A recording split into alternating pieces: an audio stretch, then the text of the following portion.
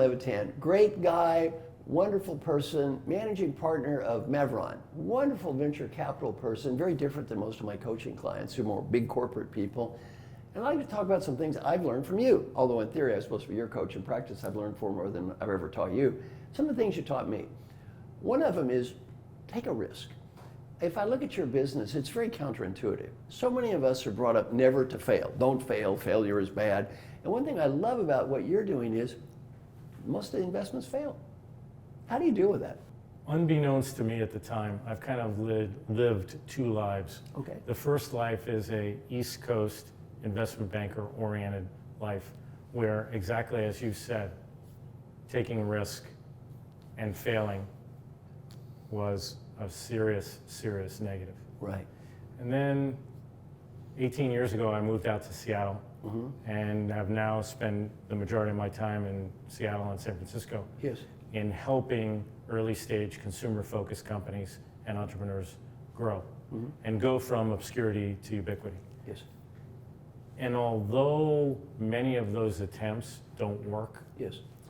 the success and the learnings from the failures have just energized me to kind of keep going, take your learnings and keep trying.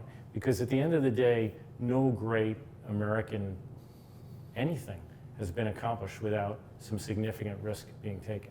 You know, I think for everyone listening, this is a very important point. It's not like perhaps everyone listening is going to spend their whole life taking massive risks. On the other hand, as we journey through life, there are times to take a risk. And there are times to realize, you know what, I'm going to make a bet. If this thing comes in, I'm going to win big. If it loses, I'm going to lose. Be prepared for the loss. Grow up, face the fact that a high long-term bet is a long-term bet. Be willing to go for it, though. In 1994, I was talking to my now friend and partner, Howard Schultz from Starbucks. Yes. And I had gone to all these fancy schools. Yes. I was running around working very, very hard.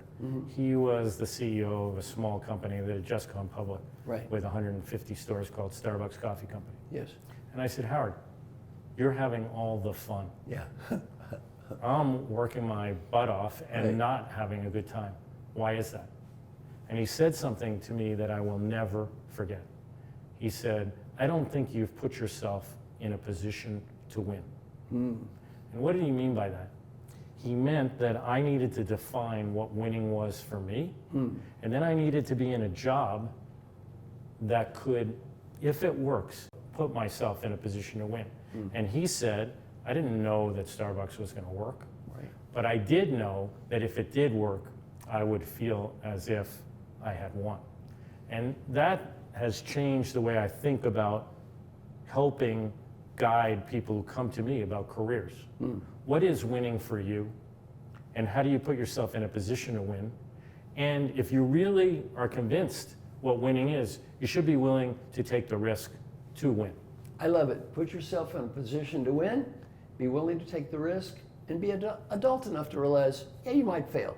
You can learn from that. You're going to learn from that. Thank you. Thanks, Marshall.